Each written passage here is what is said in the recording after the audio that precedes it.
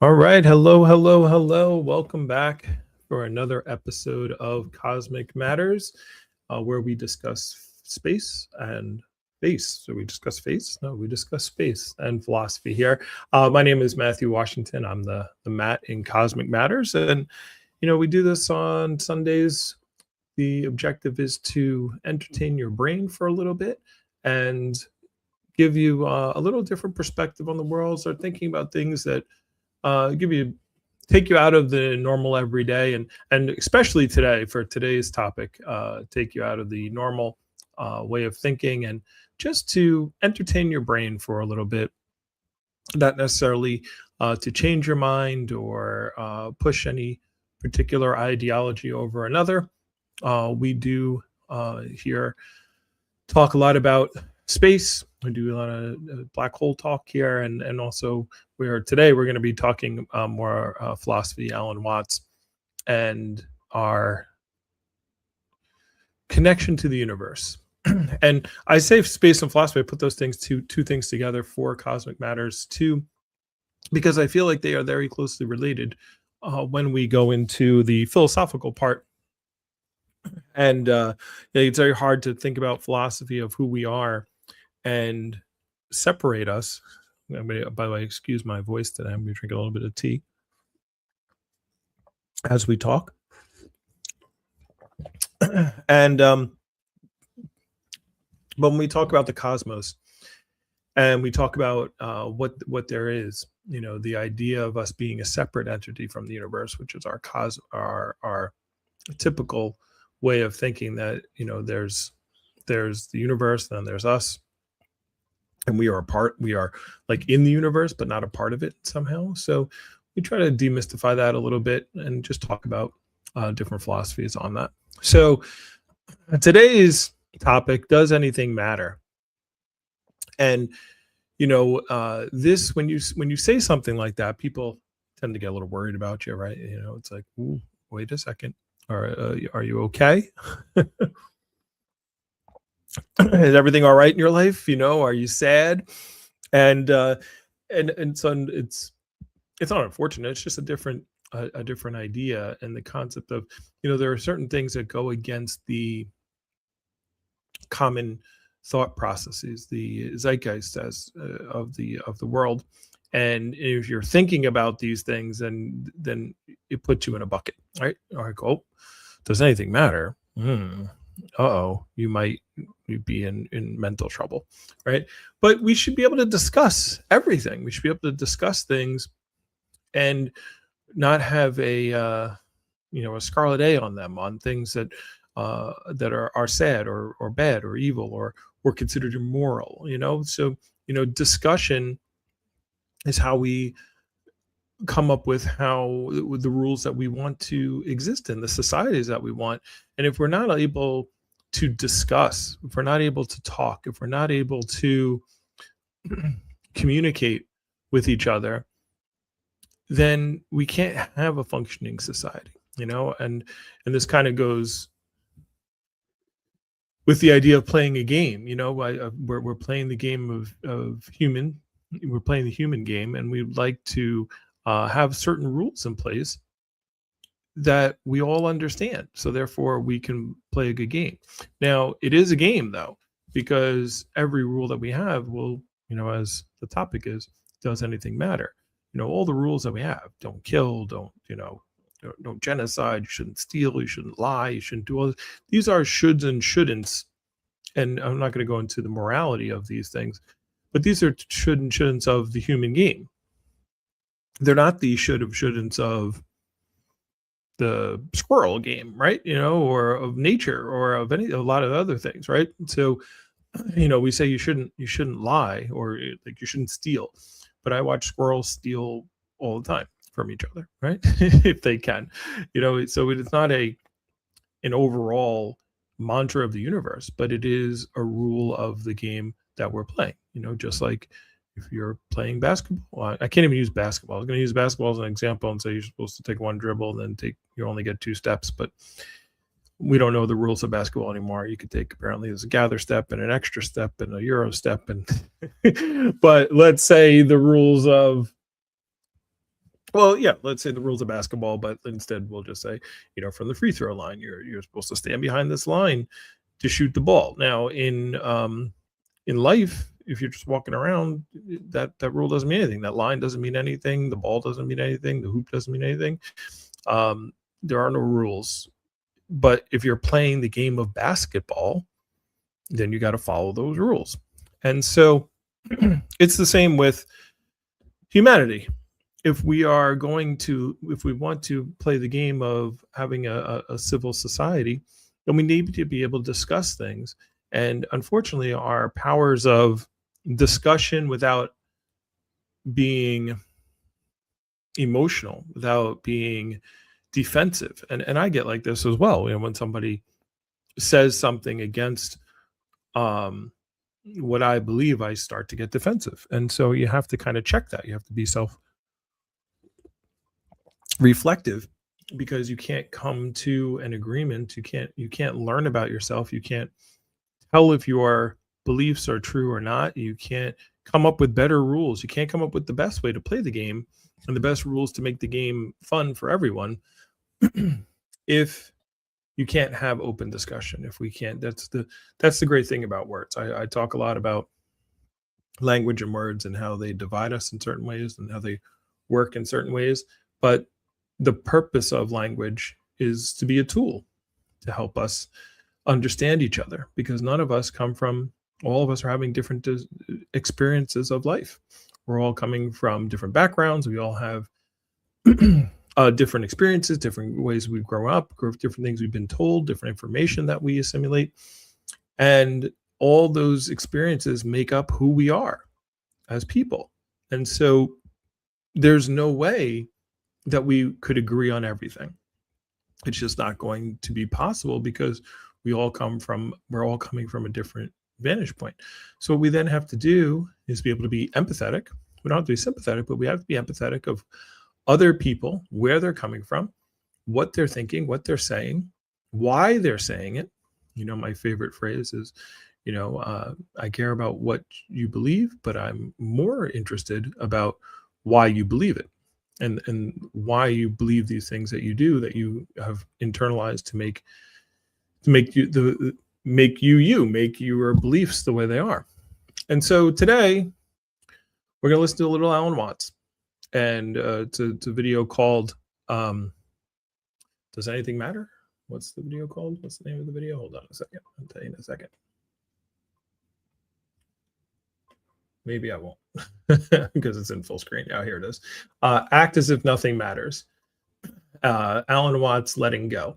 And while we listen to this, I'm going to commentate on it. I'm going to play it a little bit. I'll play maybe 2 to 3 minutes at a time, and then I'll put some comments in unless I get into it myself and don't want to interrupt. By the way, you'll see I have no background today. I have my little home office background for today, because I've changed my other background to the podcast. You see it back there, behind there, the little stars and stuff. So we'll be playing that in a little bit. But the idea of having discussion. So today we're going to watch Alan Watts. I think this is a very poignant discussion, and again, I want my challenge to you, if you're listening to this, is to listen to the video and not try to come up with counterpoints to it, right? Which is challenging, right? Because it's going to challenge your belief system, the way you are, right? Or at least the way we've been taught. And again, I don't know your belief system, but it's going to, for most people, it'll challenge their belief system. And so instead of, as you're listening, not being open and trying to rebut it, right, and saying, well, this and that, what I want to do today is try to listen from a standpoint of trying to understand. And that's what I'm trying to do more in my life as well, is not listen to people to correct or rebut, but listen to understand. Listening to, why does this person this way? Why does this person believe these things? And if you listen to understand, then what you can then do is you can actually have a better discussion. You can have a better,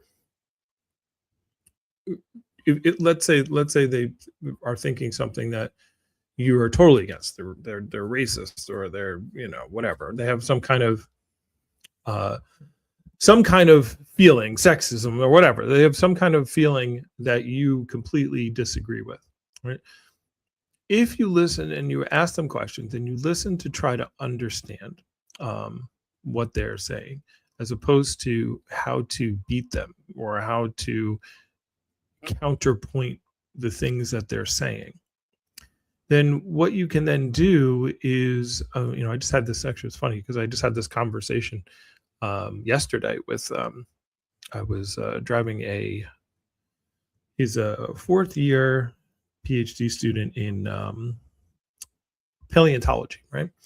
And I was telling him about some of my debates that I did in churches about evolution, and the idea that I kind of spoke to him about, and he's like, is that something that's big here, because he's from California? And I said, well, if you try to, the thing is, people have taken on their beliefs, and it makes an identity for them. It makes them who they are. So to disagree with those, they're going to fight that tremendously, right? Like sometimes I'll say something to somebody that is, in my mind, completely inarguable. Like, it's like, okay, this is just, how could you not believe this, because it's so self-evident? And I'll be talking to someone, they'll just disagree, and I'll be like, like blown away, like, how? and and it's easy to disagree with things if you feel like it's attacking you as a person, because you don't want to give up your identity, you don't want to give up your ego and who you are, and you're going to fight to defend that, just as if you would fight to defend your life, so because when your life isn't in stake in an argument, but at least, but your identity is, all right, who you, and that's you, what you believe, the things that you believe. And unfortunately, in our culture, we have made it so that you can't be wrong. Like, if you're wrong, like, we don't even, like, we go to debates, like we had like the past presidential debates. It's awful. It's just who can. It's not even a discussion of ideas. It's just clickbait. It's like, who can get the best zinger in, who can sound. And even sometimes when there's debates that are more, uh, what's the word I'm looking for, cordial, I guess the best way I could put it, more intellectual, you still have people who, it's just whoever sounds better tends to be the person who wins the debate, as opposed to or speaks better, as opposed to the correct idea, right? I think of like what's his name, Ben Shapiro, right? He does this a lot, and um, where he speaks so quickly and so confidently that sometimes even the things that he's saying, even if they don't make sense, people believe it because they want to believe it, and it sounds good. All right. Sounding good and being correct are two different things. So I'm totally off topic right now, right? But the point is, as we go through and we listen to this part about Alan Watts, and something you might want to try in you don't have to, but you might want to try in everyday life, is try to listen to understand. All right. And listening to see where this person's coming from, why they believe what they believe, why they are saying what they're saying. And then now you can ask questions of the things that they're saying to get them to come up with a different conclusion, as opposed to you giving them a different conclusion. And what I said to the paleontologist guy was, I was like, it's a sales thing, right? It's a communication tool. if you, and it's basically the thought of, if you tell somebody something, it's opinion. If they say it to themselves, it's a fact, right? And so if somebody says something like, when I was doing sales of solar and somebody was like, solar is going to, if I put solar on my roof, it's a lot of weight and it's gonna collapse my roof. Now, if I go to them as the salesperson, right, and I say something like, well, no, it won't, right? So I haven't convinced them by anything. I just like so they're just saying, well, I think it will, and you say it won't, and I just don't believe you just because you're telling me, because you're just trying to sell me something, right? So in a better way to go about that, I'm just using as an example, is, wow, okay, so what you're saying is you think the solar is a good idea, but you're just afraid of the fact that extra weight on the roof will potentially damage the roof and the structure of the roof. Um, and they say yes, right? Because that's what they said. I just repeated what they said. And I said, well, why do you feel that way? Let them, understand. But it's not like technique. It's just learning. I'm just using this as an example because it's something I do. Why do you feel that way? Where did you get that information from? Are you an engineer? Do you have an engineering background? Do you know anybody who's had that happen before, where like the actual solar has damaged the structure of the roof? Okay, so where is this idea coming from? Like, well, why do you believe this? And by asking these kind of questions, and really genuinely trying to figure out why they believe what they believe and understand their belief, now you can have them, if they say, no, I'm not an engineer, I've never had somebody, I've never seen that happen to anyone, I've never heard of it happening to anyone. So so it's like, you have never heard so where is this belief coming from? Well, it just seems like they're very heavy. Well, how heavy do you think a solar panel is? They don't know, right? So a lot of people have thoughts. And by the way, I'm not trying to teach how to sell solar. This is for anything. You could be talking about religion. You could be talking about politics. You could be talking about anything. If you are willing to listen to other people, then they will be more willing to listen to you. And the best way to influence people is to have them change their mind on their own through questions, through understanding, right? Through coming to why do they came to that belief, and then shaking that foundation. Now, again, does it always work? Are they going to be at the end of the conversation be like, no, you're right and I'm wrong? No, probably not. But it's going to be a lot more impactful than you just arguing with them. I say this all the time to my liberal friends. I'm saying, I'm like, you're not going to win people over to your cause to vote for you simply by calling them names, simply by saying you're a racist, you're a fascist, you're a misogynist, you're a sexist, you're a pedophile, like you're a Nazi. Like, just calling people names is not going to win you vote. All it's going to do is cause them, because if you call someone something like that, if you call someone a Nazi or a pedophile and they're not, right, or in their mind they're not, then why would they listen to you at all? Why would you change their mind at all? Anything you say after that, even if what you're saying is correct, like it's, well, you believe in this, that, and this, or this, and this, and here's the evidence, and here's this, and here's the Epstein files. You say all that stuff, it's not going to matter, because you've already started off putting them in defense mode, and now they're not listening to you, right? Because you've accused them of something, put them on defense, and now you might be like, well, I don't care. They're Nazis, they're sexist, they're racist. So why do I care about them? Because you have to live with them, because it's a society. In a society, what we call the United States, we have different people with different opinions and different thoughts and different ways of life. So if you want just unrest and constant fighting, then sure. But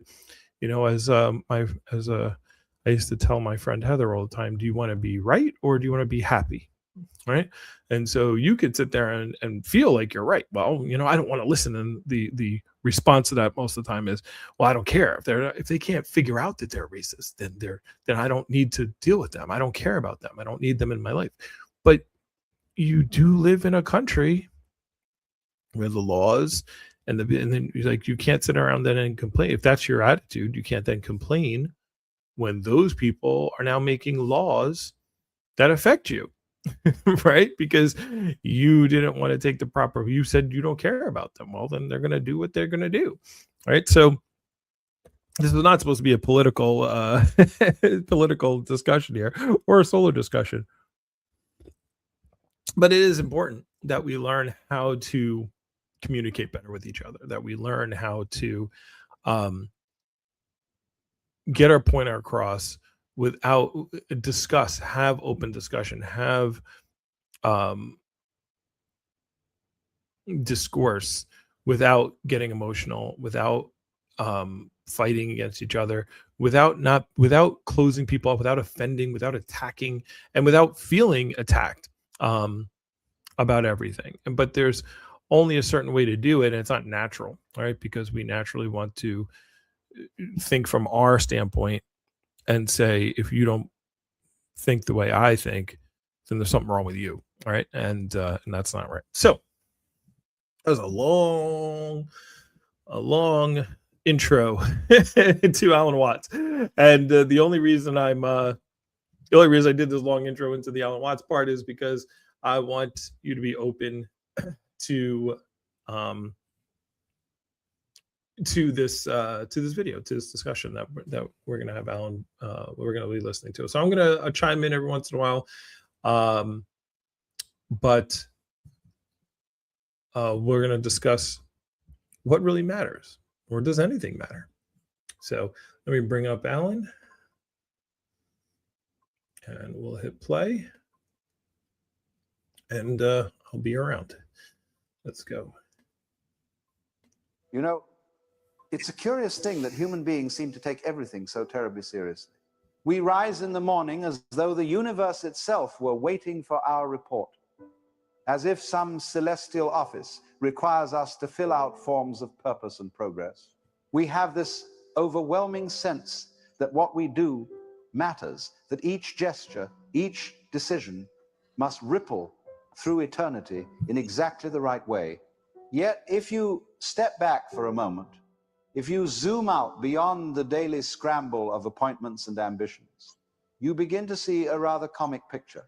The galaxies swirl for billions of years, stars are born and die, whole civilizations come and go like flickering candles, and here we are.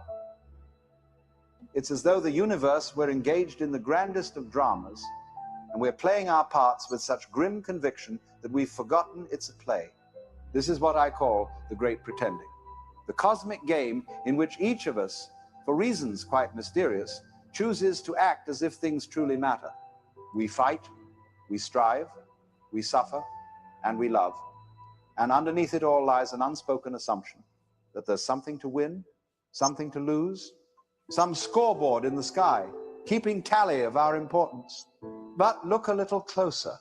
What exactly does it mean for something to matter? To whom must it matter? Does the sun care whether you succeeded in business today? Do the tides pause in sympathy when your heart is broken? No. The cosmos rolls on, magnificent and indifferent. And perhaps it's not cruelty, it may be mercy. For if the universe insisted on taking our concerns as seriously as we do, it would go mad within a moment.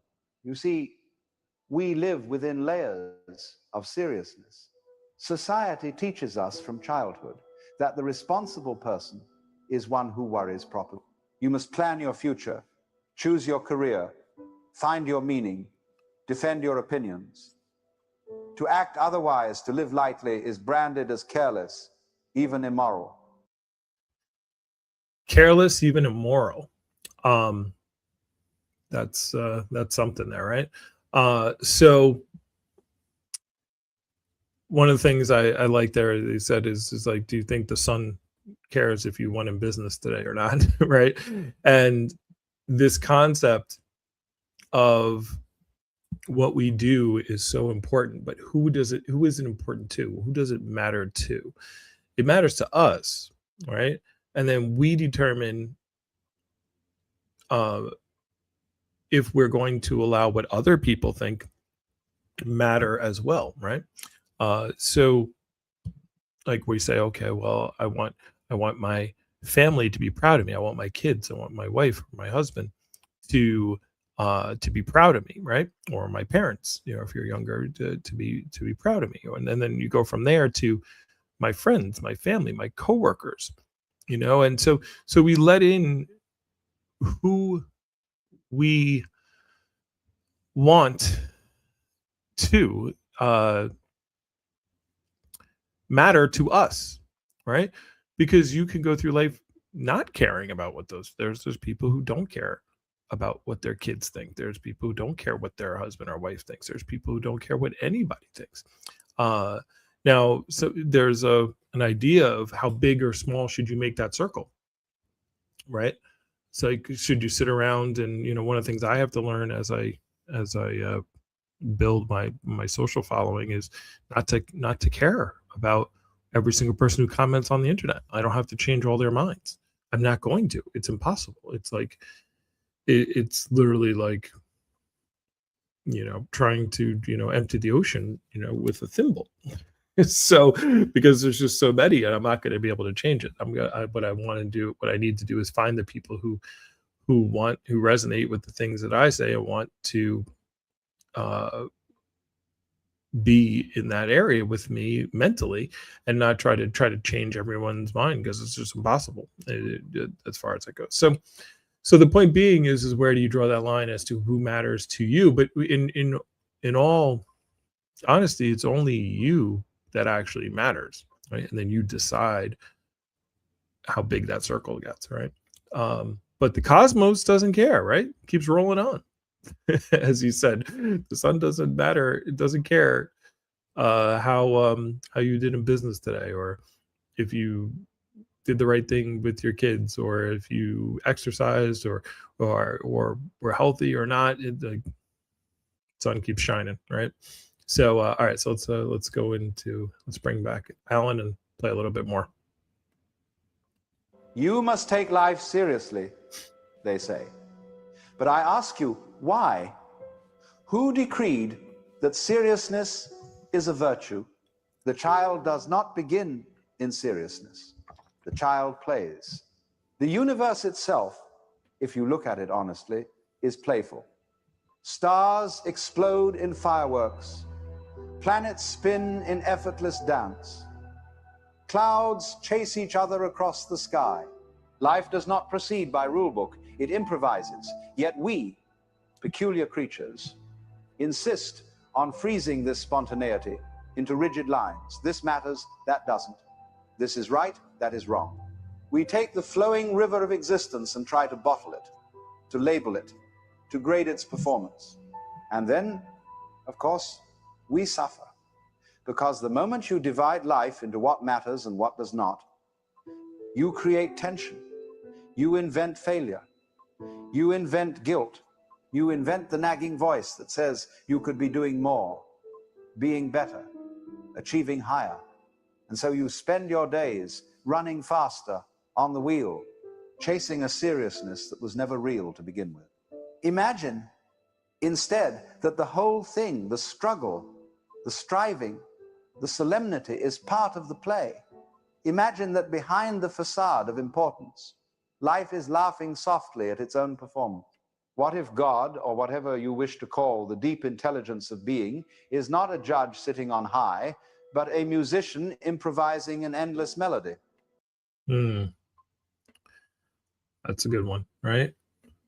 What if it's not a judge, but a musician, right? And we've talked about this in past episodes where we've talked about life being a play, right? And we've talked about this wholeheartedly, and that when you're on stage as the actor or the actress, what do we think of as a good actor or actress? It's somebody who gets so involved, they become. It's so funny. I was just watching a little short on Dexter, right? Michael C. Hall, who plays Dexter, and they were like, "How fast can you get into Dexter?" And he like immediately like his mannerisms change, and he starts talking like Dexter, and he's like, I don't turn into an actual psychopathic killer. I don't think I'm going to kill anybody, but yeah, it's a personality I can get into. And we think of the great actors as some people who get into a role and they're so consumed by it that that we believe it, right? That we believe that that's who that actually is. That's who um, Rainn Wilson is Dwight K. Schrute, right? And sometimes actors get to the point where they get typecast, right? Where they do so good in a role. Hugh Jackman is Wolverine, right? I can't see anybody else playing it, and apparently there will be, but it's like, who else could do it better? And so we like that, right? And as the audience, we get entertained by the actors, by the play, by the seriousness that these people take it, even though we know it's a play, we know it's a movie, we know it's not real.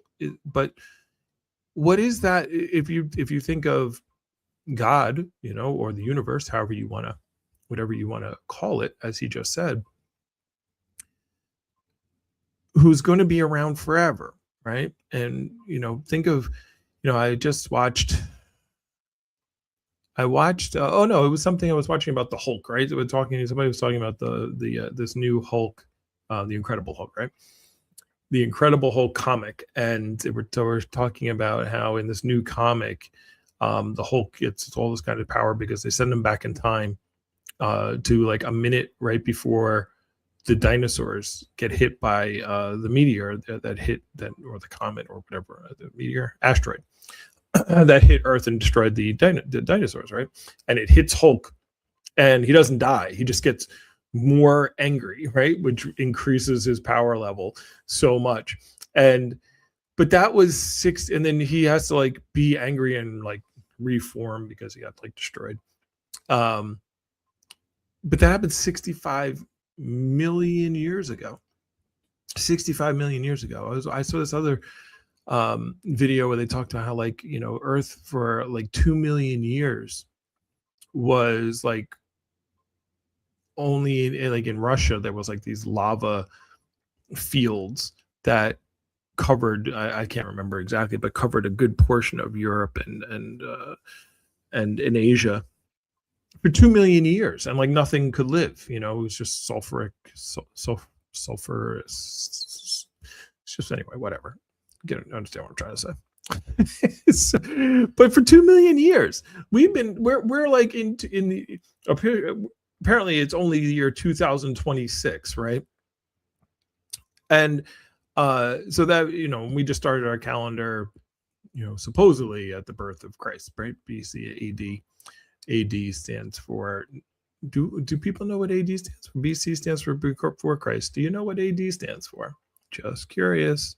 It's not after death, if that's what you're thinking. It stands for Año Domingo, which is the year of our Lord, right? But but that's just 2,000 years. Think of 2 million years that nothing could live in a certain part of Earth, and 2 million years is nothing compared to 65 million years ago when the dinosaurs were around, and the dinosaurs were around longer than anything in human history. So it's just our concepts of time are very warped. It's all ego. So the idea of what's going in your life being serious, right? It's a play. It's serious to you because you're the actor in the play. You're Michael C. Hall. You're not Dexter. We can come up with a better thing, but you get my point. You're the actor getting so wrapped up, and the universe is the audience watching you, understanding, thoroughly entertained with you being upset, with you being happy, with you striving, with you. I watched this really great. It's a Joe Rogan clip where he says, imagine, no matter where you are right now, he's like, imagine you were in the movie, and up to this point, it was the movie, it was the point, it was all you, messing up, and every single movie where there's a redemption arc where the person's messing up and they're not doing the right things, they're not doing the right things in their life, and then they go through the change, right? And the montage of the working out, whether it's Rocky, whether it's whatever it is, I think of Better Call Saul and him like studying and getting ready for the law, but whatever the montage is, and he's like, at any point that could be you, like you can now start. And we get excited about that, right? We watch the movie and we watch the show and we love the redemption arc. We love the comeback. We love to see the struggle, the training. We love that kind of stuff in every movie, right? So, because if there's no struggle, if there's no conflict, then what's the point? We don't want to watch a movie where somebody's born and everything's given to them and everything's great and everything goes great and the rest of their whole life is great, and they meet the perfect person and they have some perfect kids and everything in life goes well, and voila, end of movie. That movie would make no money, right? Everybody would be like, that's the worst movie I've ever seen. Right? What was the point of the movie? Right? So just like that, just like our own lives, we need that conflict. We need struggle. We need suffering to make our movie great, right? And overcome it. I say this all the time, actually, when I'm playing sports, and if we're down a lot, I'm like, well, we can't have a great comeback. It can't be an amazing comeback unless we're down. So we're down 15 points right now. Let's do this. Let's go. All right. So anyway, all right. So let's get back to Alan.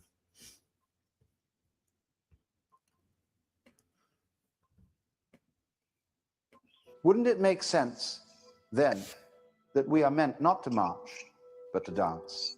When you begin to glimpse this, you realize that acting as if nothing matters is not nihilism, it's clarity. It's seeing that our seriousness is self-inflicted, that the meaning we chase is already present in the very act of living.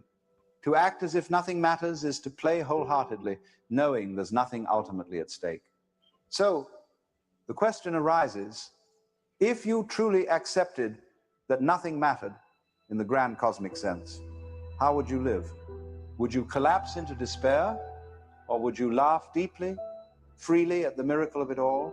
For maybe the divine trick of existence is that only when you stop clinging to significance does life reveal its genuine significance. That is the beginning of freedom, to see through the great pretending and recognize that the play was never meant to be taken so damn seriously. When people hear the phrase, act as if nothing matters, they often recoil. They say, well, if nothing matters, then what's the point of anything? Wouldn't the world fall apart? But that response only shows how tightly they've clung to the idea that meaning must be manufactured, that without it, we would crumble.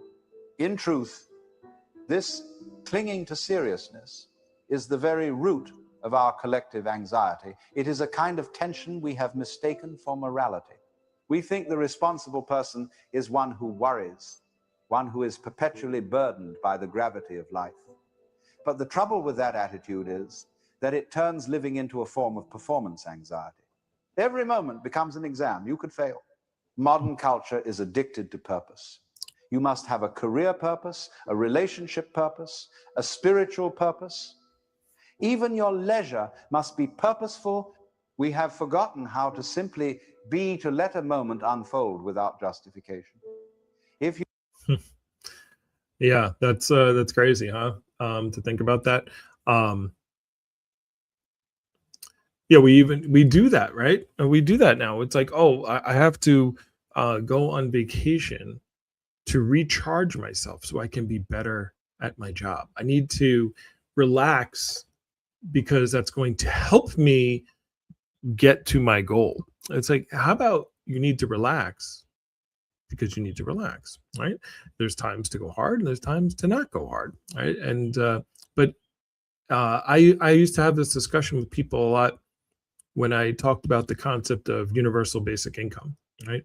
And people would say, well, if you just give people money, they're not going to do anything.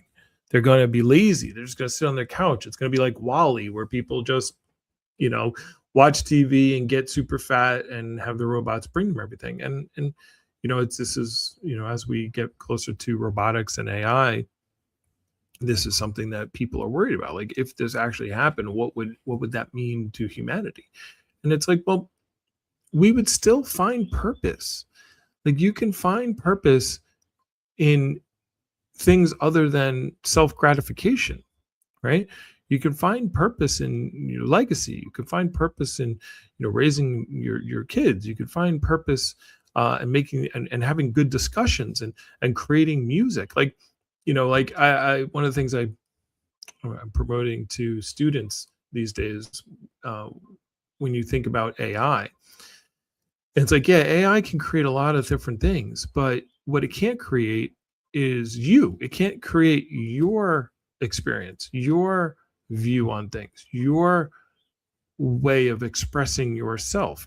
So even though this is something I deal with, is for I have like imposter syndrome. I'm like, all these concepts that I teach people, I'm like, other people have already said it, but some people want to listen to me say it. They like the way I say it as opposed to the way somebody else says, even though it's the same concept, even though it's the same exact thing.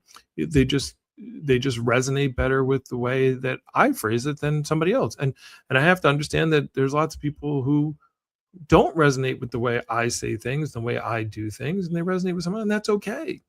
The how you get the information, how the information is received is different. This is something that parents are always saying, right? Like, I told my son 15 times the same exact thing. Then the coach tells him, and then he listens, right? Right, because you just didn't resonate in that way on that subject, in the right way with what they wanted to hear. So sometimes people need messages coming from different sources to really have them understand it. So this concept of what was he just saying? Of the seriousness of everything, everything has to be serious. But it's like, no, but it can be serious, but and then still be fun. But understand that it doesn't mean anything, right? So let me give an example. I use sport a lot, right? So like I play volleyball in the summer times, and we have like a championship, and we're excited about it. We were champions like 7 years in a row, and last year we finally lost and we came in second. And we took it seriously. Like, we're on the court, we're like, and there's pressure, there's tension, there's we're trying as hard as we can, but then we understand. And then, by the way, if we won it, what do we get? We got a shirt, and I used to tell people, I say this to people sometimes, who like cheating on the score. I'm like, you understand, like, if you cheat, first of all, to cheat to win is crazy, because all you're gonna get is a shirt. So what's the point of cheating? Like, I don't understand, right? So, but the fun of it was getting involved, right? So even though we know it doesn't matter, it's not going to affect our lives. None of us are playing Olympic volleyball. None of us are going to be making money from it. It's just something that's entertaining, but we took it seriously. We made it serious, and we try as hard as we can. And then we let it go, but we still try, right? So it's the same thing that he's talking about. It's like, people think, well, if you think nothing matters in the grand scheme of things, then you're going to, then why do anything? Why do anything anyway? Because you want to, because it matters to you. That's what I talked about in the beginning. All right, let's get back to it.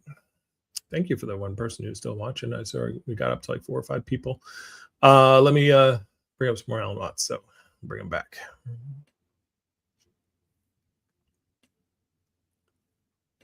You sit quietly and do nothing. Someone will ask, what are you doing? And you will feel obliged to invent a reason. I'm meditating, you'll say, or I'm recharging. You can't simply say, I'm being, because in the cult of seriousness, being is not enough. So we live under constant psychological strain. We measure our worth by output, by the applause of others, by imaginary metrics that never stay still.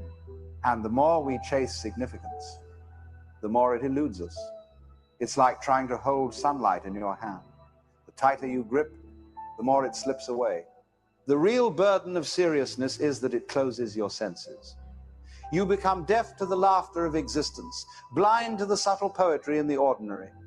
You forget how to play. You forget how to listen. You forget that you are part of something much vaster, and that this something is not a machine demanding results, it's a mystery performing itself through you. I once said, the meaning of life is just to be alive. It is so plain and so obvious and so simple. And yet everyone rushes around in a great panic, as though it were necessary to achieve something beyond that. You see, our seriousness is not a sign of wisdom. It is a symptom of forgetfulness. We have forgotten that the whole show is spontaneous. Nobody started it. Nobody's running it. It's just happening. When you take things too seriously, you shrink the universe down to the size of your personal drama. The mind becomes a little echo chamber, endlessly repeating, what should I do? How should I live? What if I fail? And all the while, the trees grow without asking permission. The rivers flow without consulting a plan, and the stars burn joyfully with no one to impress. To see this clearly. Yeah. So I just wanted to say real quickly. Yeah, the idea and the concept that everything does things without a plan. And the funny thing is I say this all the time. We do the same thing. We think we're in control and that we're doing these things, and we have this consciousness that's focusing on all things. But there's so many things that we do. There's more things that we do that we don't understand how we do them than there are things that we do purposefully, right? Like I purposely just move my hand right up there like that. I don't know how I did that. Well, I thought about it and I just did it again. But I don't know. If you said, explain to me using words how you did that. What muscle fibers did you move? What signals did you create to get your hand and elbow to move in such a way and that your fingers move like this? Like what neurons are you firing? Like how are you doing that? I don't know how I'm doing it. None of us know how we're doing it. It's all a big game. But we know how to do it. We just do it. Right? And so this is the facade where we think we know we have these conscious thoughts, this conscious seriousness about how everything needs to be and how we need to be, instead of just understanding that we are just being. We just are. You're not going to know how to do anything. You just enjoy the moment. Now, it doesn't mean you can't be serious. It doesn't mean you can't take things serious. But just like a game, just like my volleyball game, you don't have to, first of all, you don't have to do anything. But there is an understanding that there's much more going on. that doesn't like, I think this is the reality. I think this is what happens to people when they become too rich and too powerful. And then they realize like because they have such power over people, and they realize that they're just a person themselves. And then they realize, well, what I have power over is like nothing. Like all the admiration I get and all the fame and all the fortune that I get. I think Will Smith did a piece about this where he talked about rock bottom, and then he talked about like when you get too high on the cliff. He's like, when you get to the point where you have all the money that you want, the success you want, the fame you want, the everything that you want, that you thought you wanted, you get to a point where it's like, well, where else are you going to, if you're generating your happiness through that, through getting more fans, before more admiration, more money, well, at a certain point, where's your if you get all those things, if you achieve all those things, where's your happiness come from then, right? Where, if you can't get any more, right? And so that was a whole thing that Will Smith had done. So let me get back into this. Discussion here. All right, let's pull up Mr. Allen. All right, let's play some more. We're probably not going to get through this whole thing today because I'm rambling a lot. Is to begin laughing, not a mocking laugh, but a liberating one. You laugh because you realize that all your worries were self-created theater. You've been standing on the stage so long you forgot it was a stage. You mistook the costume for the skin, the act for the essence. Now, that doesn't mean we should abandon our responsibilities or become indifferent to others. Far from it. It means we should handle our responsibilities with the grace of a dancer, not the stiffness of a soldier. To care deeply and yet lightly, that is the art. You can love fully without taking your love as a test of worth. You can work diligently without turning your work into a cross to bear. The sage acts as though nothing matters, precisely because he knows that everything does in its own unforced way. Wow. The tree doesn't try to be significant. The bird doesn't struggle to justify its song. Yet both are perfect expressions of the universe at play. We humans, though, have developed a peculiar arrogance. We imagine that cosmic importance must be earned, as if existence is a contest judged by some celestial panel. So we burden ourselves with constant seriousness, thinking it makes us more noble. But in truth, it only makes us more miserable. Try this.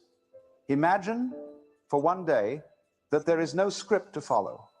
Imagine that every action you take is not being recorded in the book of destiny. How would you walk? How would you breathe? How would you look at the person beside you? You might find yourself moving more fluidly, speaking more gently, laughing more often, because without the weight of significance, you rediscover spontaneity. Life becomes a dance again, not a duty. And that... Yeah, he talks a lot about dancing, life as a dance. And there's a video that he does, it's a very short one, where he talks about, you know, the point, we tend to think of life as a like a trip, like a train, like we're on a train and the goal is to get to this destination, you know, whether it's money or power or, you know, a family, or, you know, there's like this journey that we're on to get there. And there's no destination, there's no end point. You never get to the point where you're just like, okay, like I think of athletes who are professional athletes, and then they win like a Super Bowl, or they win the World Series, they win and they're like, okay, what do we do now? You know, it's like they get there and then it's like, okay, like I know professional athletes, or my friend of mine who won the Super Bowl, and now they're an insurance salesperson. Right? It's like, okay, we got to keep living. There's no, like, it's not like, okay, I get to the end and then that's it. So what are we talking about? Is it really a destination, or are we supposed to just be doing a dance? Right? Like Alan talks about in one of these videos, not this particular one we're talking about, but the point of a dance is not to get to a certain place on the floor. The point of the dance is to enjoy the dancing, right? If it was just to get to certain, you just walk over there, walk to the middle of the stage, and now you're done. Everyone go home. But that's not the point. The point is to enjoy the movement. You know, the point of the music is not to get to the end. It's not to play as fast as you possibly can. It's to enjoy it. So that's what life is. And so the same thing, while you're going through, you can understand, you can have goals. We're not saying, hey, don't try to win the Super Bowl. Don't try to become successful in business. Don't try to become a doctor, lawyer, accountant, whatever. But understand that it's a game and you're trying to win the game, but it's not who you are. It doesn't make you enjoy the dance, enjoy the suffering, enjoy all of it. Understand that it is a part, it's all a part of your life, your being, right? The ups and the downs, all of it. And the failures are a part of it too. That's just, there's no this is the way it's supposed to be. And we all do that, right? We all are constantly comparing ourselves. You know, I said this to someone the other day. I'm like, the only time your disappointment is when reality doesn't meet expectations, right? So, but the expectations are set by you, right? So if you're expecting to earn $150,000 a year, right? And then you make $120,000 a year. Now you're like, oh, disappointed, right? But if you were expecting to make $100,000 a year and you made $125,000 a year, you're super excited, right? So the number didn't change, the reality didn't change. It was just your expectations that changed. So you created how you felt: disappointment, excited, nervous. All these things are created by you. And so when you can take this concept of this matters in some way, shape, or form outside of me making it matter, then you can enjoy the process a lot better. You mentally can be a lot more clear when you understand that it doesn't matter. There's people in China right now who are going to live their entire life, and I'm never going to meet them, and nobody's going to care. And there's people, you and me, who are living our entire lives, and our circles are all that matter to us, but they don't matter to the stars in Orion's belt, right? That are going to be burning for another 500 million years. So anyway, let's get back to Alan. What time we got? All right, we got a couple more minutes. Romello, thanks for hanging out me on stereo. I see a couple of you guys still hanging out on the live. So I try to do this every Sunday, 10 to 11. This is Cosmic Matters. If you want to check out, I have all the episodes on Spotify. If you want to check out any past episodes, we talk about science and philosophy. And today we're doing some philosophy and some Alan Watts. So when I say science, I mean space. I don't really talk much. I should probably do a thing on evolution and other science, but we'll do that one of these weeks. All right, let's play one last clip, and then we can wrap up with today's thoughts. Where are we? All right, Alan, go ahead. You see, is the secret. When you release the burden of seriousness, you don't lose meaning, you gain it. But it is a meaning born of freedom, not fear. It is the quiet significance that arises when you realize that being alive is already enough. The idea of acting as if nothing matters sounds, to many ears, like a dangerous form of apathy. But that is because we have mistaken letting go for giving up. There is an enormous difference between indifference and freedom, though the two can look alike from a distance. To give up is a kind of despair. It says, nothing matters, therefore I will withdraw. But to let go is entirely different. It says, nothing matters in the way I thought it did, and therefore I am free to love it all. This distinction is at the heart of every great spiritual tradition. When the Buddha spoke of detachment, he didn't mean coldness, he meant freedom from clinging. He meant the ability to hold life lightly, to dance with it, rather than strangling it in your arms. You see, the reason we suffer is not that life is cruel, but that we demand it to be permanent. We want our loves, our identities, our successes to last forever. We want to carve eternity into the flow of time. And so we cling, we hold on to ideas, to roles, to narratives. We build shrines around what should have been allowed to pass. But life will not cooperate. It changes, it decays, it renews. And we call that impermanence loss, as though something has been stolen from us. But in truth, nothing has been stolen. It was never yours to keep. The river does not belong to the hands that cup its water. When you begin to understand this, a strange peace enters. You no longer need to force meaning onto things. You allow them to mean what they will, for as long as they will. And in that gentle surrender, you begin to taste a freedom deeper than control, the freedom of flow. Letting go, then, is not a posture of defeat, but of trust. It is saying yes to the nature of reality. It is the recognition that the universe, in its infinite intelligence, does not need your supervision. You do not have to manage it, fix it, or hold it together. Wow. Okay. So I was thinking while he was talking about that part, in my mind went to like holding on to loved ones, right? Like parents And it's like we want them to be around forever.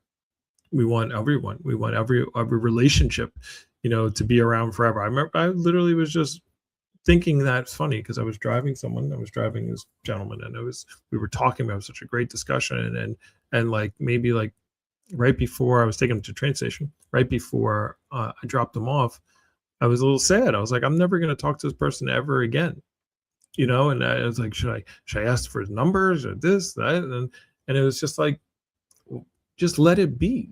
Just enjoy the fact that I got to have that interaction, and nothing's going to last forever. Let's say I got his number. Let's say we talked every day for the next 10 years. Eventually it would go away. Just everything is, because nothing is pertinent, right? So I should get just as much an enjoyment and clarity from the 10-minute conversation as I do from the lifelong conversations that I've had with with friends, who I've known for decades. So they're both just as important. They're both just as impermanent. So, all right. It is 11:03. I feel like I got a lot out of that. I appreciate those of you who are here and listening. Again, check us out on Spotify and on YouTube, Philosophy Man 76. And I will be posting a lot more. I'm going to be doing a lot more finance stuff and business stuff and communication stuff in the future. But we'll keep doing this on Sundays. This is my release, my release, but also my grounding, to remember that it's all a game. And not to be too serious on myself or too hard on myself as I go through life as well. So it's a nice reminder. Anyway, thank you again for everyone that attended today. This is Cosmic Matters. I am Matt, and I will see you all next Sunday, wherever you are. Have a great day and great weekend.